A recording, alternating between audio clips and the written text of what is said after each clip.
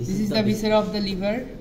This is anterior surface, inferior surface, posterior surface, superior surface, right lateral surface.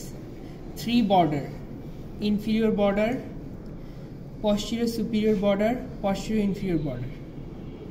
Relation of the posterior surface: impression for esophagus, groove for inferior vena cava and bare area.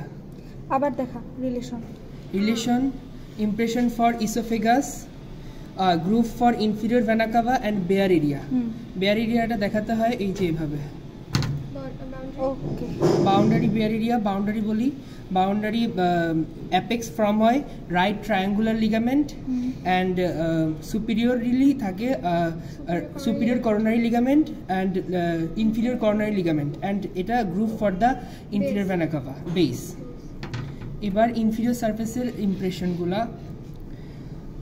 Colic impression, না gastric impression for body of the stomach, pyloric impression for pylorus, then duodenal impression for duodenum, colic impression for the right colic flexure, and renal impression for the kidney, right kidney, and suprarenal impression for the suprarenal gland of right side. Falciform ligament, falciform ligament, right coronary ligament, superior coronary ligament,